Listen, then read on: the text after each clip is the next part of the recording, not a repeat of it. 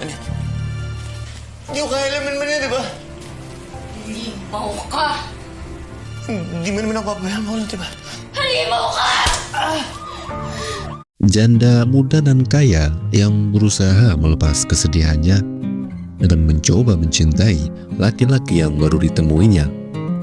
Tapi nasib juga tak berpihak kepadanya ketika ia hanya ditipu dan dimanfaatkan karena paras dan hartanya. Tentu karena ini film Viva Philip, pasti banyak hal-hal yang membegongkan. Itulah sedikit gambaran dari film yang berjudul yang dirilis pada 2024 lalu.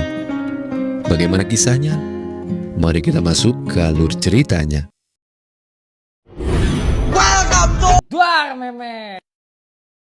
Awal film akan memperlihatkan seorang wanita muda dan cantik yang bernama Manet, yang merupakan seorang janda kaya raya yang mewarisi bisnis pengiriman barang kilat milik mendiang suaminya.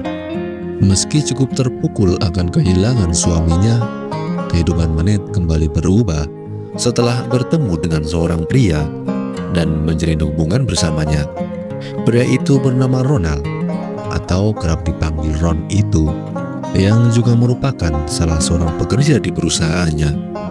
Mereka ini habis main anu-anuan di dalam gudang, dan setelah selesai, Ron dengan percaya diri melamar Manet untuk sehidup semati bersama dirinya. Dan dengan perasaan haru yang bercampur dalam kebahagiaan, Manet dengan senang hati menerima lamaran itu. Totoo ba? Ikaw lang gusto mo kasama hanggang dulo. Gusto rin kitang makasama. Dan tibalah di hari bahagia mereka, di mana Manet dan Ron melangsungkan pernikahannya. Di sebuah gedung yang mewah, banyak dari saudara, teman yang datang menghadiri pesta tersebut, termasuk teman dekat Manet yang bernama Jesse, yang sudah berteman lama dengan Manet. Di situ Jesse nampak cemas dengan sahabatnya, mengingat Ron dan Manet masih terbilang singkat perkenalan antara mereka berdua, dan masih ragu dengan si Ron. Tapi Manet terlihat sangat yakin dengan pilihannya itu, hingga Jesse hanya bisa mendoakan yang terbaik untuk sahabatnya.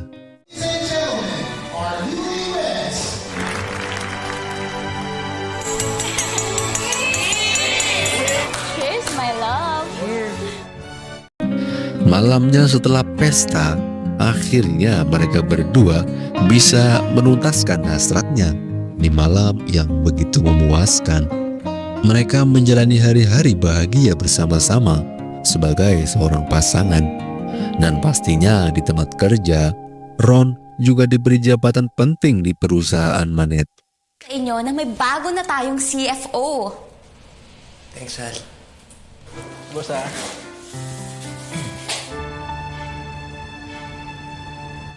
Suatu hari ketika Ron akan berangkat untuk bekerja, tiba-tiba ada seorang wanita yang mendatangi rumah Manet. Ia terlihat masih muda dan sedikit pucat raut mukanya. Dan ketika Manet bertanya akan tujuannya datang, wanita itu malah mendadak pingsan.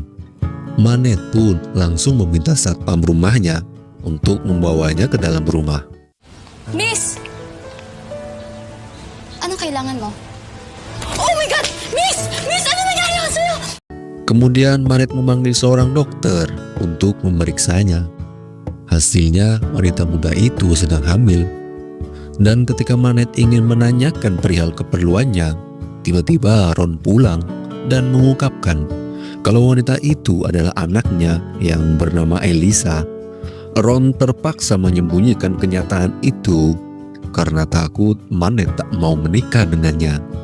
Dan di sini Manet menegaskan kalau dirinya tak akan marah bila Ron mau jujur dan mau menerima Elisa untuk tinggal bersama mereka. Kasi po, Dahil anak, Elisa. What? Sorry, Han. Kung meron may kailangan ng... Suatu ketika Manet bercerita kepada Jess sahabatnya perihal kedatangan Elisa yang merupakan anak dari Ron. Di sini Jess kembali mengingatkan agar Manet lebih waspada dan hati-hati pada suaminya sendiri. Jess khawatir kalau terjadi hal yang tidak baik untuk Manet di kemudian harinya. Kung yun nga sinikreto niya sa'yo eh. Tsaka ayaw kita masaktan, Manet. Setelah menjalani hidup dalam rumah tangga, Manet jadi tahu bagaimana sifat asli si Ron. Dia sering mabuk-mabukan sampai larut malam dan menghabiskan banyak uang untuk berjudi. Ditambah Ron juga pemarah dan melampiaskan amarahnya pada Elisa. Manet mencoba membela Elisa karena tak ingin kehamilan Elisa bermasalah. Kemudian malah terjadi hal yang tak diduga, di mana Elisa malah merayu Manet hingga akhirnya mereka main anu-anuan sesama. Membengongkan ini. At lasing ka na naman pala. Lasing ako? Ay, alam ko ginagawa ko. Sinampal mo si Elisa dahil lang doon? Sama kayong dalawa. Setelah kejadian itu, Manet menegaskan pada Elisa kalau peristiwa kemarin itu adalah kecelakaan dan memintanya untuk melupakan semuanya. Dan malamnya ketika Manet terbangun dari tidurnya, ia malah melihat suatu hal yang membegongkan, di mana Ron dan Elisa malah main anu-anuan di gudang. Hal?